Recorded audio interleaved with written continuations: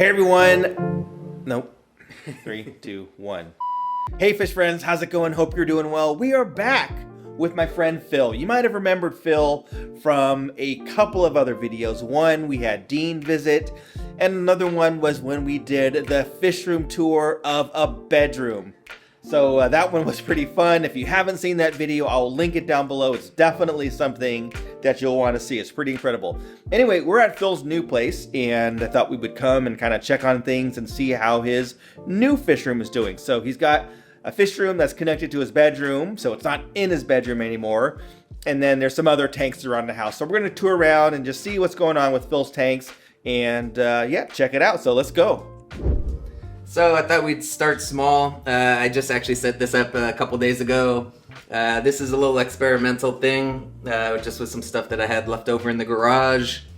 And I'm weighing it down with rocks right now and cycling it. But it will eventually be a little shrimp tank in the middle of the room. I haven't yet really set up any tanks out here. Might in the future, but for now, just keeping it mostly plants and stuff. And so we're here in my kitchen. I've got these little goldfish. I got these guys as tiny little babies, about like that big, and now they've grown up quite a bit. They're getting near the size that I'm gonna have to get them a bigger tank. But they're always digging around looking for stuff in the gravel, but just always good, you know, when you're grabbing a snack and you can you know, see a little fish above you. And so here we are finally at the actual fish room. It's connected to my bedroom, so I no longer am surrounded in tanks while I sleep. So we're in the bedroom. His room's a little messy, so we're not going to show it. Here's the fish room. I'll go ahead and shut this door behind me.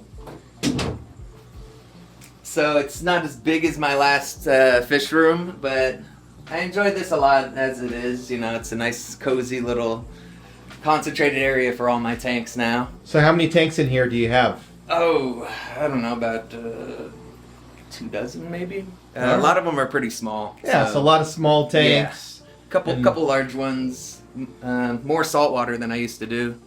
Now I noticed that this room has a lot of windows. You've got 6 windows in this small room. Yeah. So how does that work? So I use the shades quite a bit to dampen the light, but a lot of times I'll actually keep them open as I don't like to use so much electricity.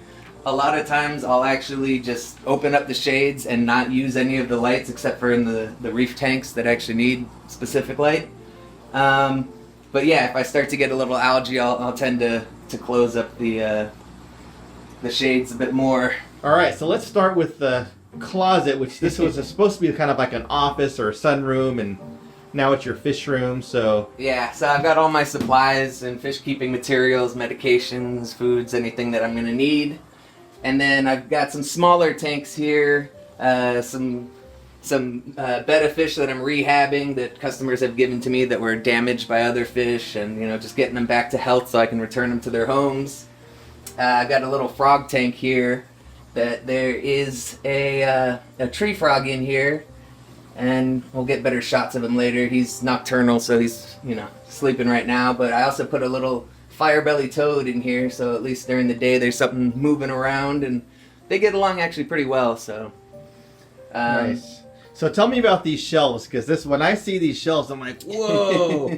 But I'm assuming that you've got them all in studs and everything. Yeah, they're all in studs and bolted in there pretty well. They're really sturdy. Haven't had any issues. Yeah. Nice. Yeah. Then next to it, I just got this little saltwater tank right now. It's a bit of an experiment. There's some certain kinds of critters that I want to get that only eat starfish, so I've just got all these little Astorina stars in there. Just playing around with some things for now. Next to that, just your regular kind of cherry shrimp tank, except I got this big monstera growing out of it, so it's kind of neat. I know you've got some mud skippers in here, so let's see those. So we've got the mud skippers. If you guys have seen any of my other videos, I've had these guys probably about 6-7 years at least. They're just always fun. A lot of my pets in here you'll notice from my old videos. And then tell us, you have a service business, right? Yeah, so... In fact, you've taken some of my old customers. Yes, I have. Yeah, so that's where I make the majority of my money these days, is just servicing, working on people's tanks, setting up new tanks in restaurants, businesses, And if any of you out there need help, I go to people's houses. All right, we'll link that down below. He's in the San Francisco Bay Area and goes around to quite a few areas. So, All right, so let's take a look at some of these tanks over here. We've got this big reef tank. How big is this tank? This is a 32-gallon, I believe. Okay, it's a flex. Yeah, it's a fluval flex. It's just a basic little reef tank. Just got some clownfish. I've got a young little blue tang in there. I've got some Euphyllia corals. I've got a frog spawn and a hammer coral beneath that. Just a lot of basic little things. I've got some anemones. We've got a little bubble tip down there. It's just a fun little tank. Nice. All right, this is a tank that's kind of cool here. It's an unlit planted tank because that light's not working. Yeah. But plants are doing well. Yeah, like I said, the natural light is more than enough to keep this going well. I've got a ton of little ember tetras in here. I've got some gold rams that are really stunning with their colors.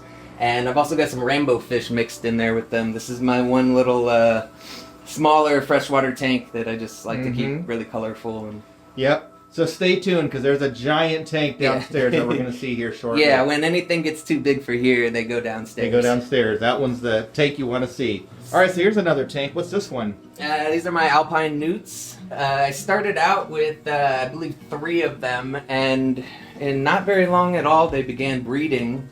I ended up with tons and tons of them, and I raised them up. I still have about 8 of them in here. The rest I sold off to customers and to local fish stores.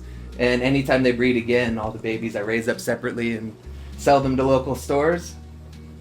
And then we got another reef tank here. Yeah, this one didn't make the move as well. I had a lot more larger Euphyllia corals, a whole lot of hammers and torches that passed away.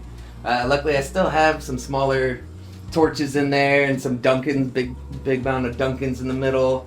But other than that, just a lot of like green star polyps, and we got a nice little rose anemone in there, a bunch of clowns, and a lemon peel angel. Nice. So I know that you are really into freshwater and saltwater. Yeah. What do you enjoy about both and why? I like the challenge with saltwater. It's very different. I grew up always on freshwater and kind of dipped my toes into brackish, and then eventually just jumped in headfirst with saltwater, and it's a lot of fun. There's a lot more vibrant colors, but still with freshwater, it's my original passion, and it's always fun. You tend to breed more fish in freshwater, right? So I like doing breeding projects more with the freshwater. Cool. All right, what about on this side? What do we have over here? So again, anybody that's seen my older videos may remember my turtles. I have these stink pot musk turtles that a viewer of my channel that I haven't uploaded to on YouTube in quite some time. Quite some years. Yeah, I've been meaning to get to that. I've just been a little busy. But they actually had to put them up for adoption, so they ended up sending them across the country to me, and I've been taking care of them ever since. Wow. And there's also a Florida soft shell that I'm actually currently setting up a bigger tank for him because I got him when somebody donated him to the store, but he was much too small to legally sell. He was like that big instead of like that big. But he's actually almost that size now, so he's bigger than the musk turtles now. So I'm setting up his own tank. Nice. So I know that there's some of those rare Hawaiian shrimp in this tank, but they're kind of all hiding right now. Yeah, I thought I would clean up the glass in the front before we filmed, and they all went into hiding. So hopefully we can get some shots when they start to come back out. Yeah, they're a brackish shrimp that I used to have tons of them. I still have a good amount, but they're one of the easier shrimp to keep because you almost never change their water. I didn't change their water for the first, I think, almost 3 years I had them. Wow. That's how self-sustaining they are, and nitrates never got high at all. Right. So. That's great. Another tank in the closet is the saltwater shrimp tank. So this is what are known as sexy shrimp. They're called that. It's a nickname for them because they always look like they're dancing with their butt waving around in the air. You can see they're in there with a rock flower anemone that they're known to love to dance on. They all congregate on it for some reason. Not really sure why. But this was, I just wanted to make basically a small shrimp tank, but for saltwater instead of what you normally see, freshwater. Oh, there's one more tank down here I want to talk about. This one on the bottom, this cube. Oh yeah, this is basically for, I have a lot of customers that when they're either shutting down a tank temporarily while moving and we're not able to do it all in one day, I can house them for, a few days, a few weeks in here while we get that all situated and cycled in their new spot. Or also sometimes when customers are moving away, I will open up tanks to just adopt the fish until I can find them new homes. Okay. I do the same with a few of these tanks that you might have seen over here in the corner. These two are also dedicated to that currently have fish that I'm adopting out to new homes. Nice. All right, so now we're downstairs in another part of the house. So what's going on here? Tell me about this tank. So this is the big boy. This is where everything, when they outgrow upstairs tanks and are more permanent fish that I'm keeping for myself, this is where they all go. A lot of the guys are hiding right now. I kind of spooked them, but there's a bunch of discus, some angels. Right now all the dither fish are out, but everybody else is hiding at the moment. Got some large clown loaches, and as you can see, pretty heavily planted. How big is this tank? It's 180 gallons. All right, so that's 6 feet wide. We actually measured it earlier, so 6 feet wide, 2 feet tall, 2 feet front to back. So it's a pretty big tank. Yeah, it stretches way back there. Yeah, way back. It's a lot larger than it looks. Yes, it's a big tank. So yeah, and you got this for just like a couple $100 or something? Yeah, somebody... It's acrylic, too. Yeah, an old customer was like, hey, I got this big old tank sitting around doing nothing. Give me a couple $100. And I was like, sure. So I picked it up and came with the stand. Had to raise it up a bit. I stained it so you can't really tell, but it's sitting on a bunch of 2x4s to raise it up. Oh, I didn't even notice Yeah, that. I had to build a platform down here because originally it was really short.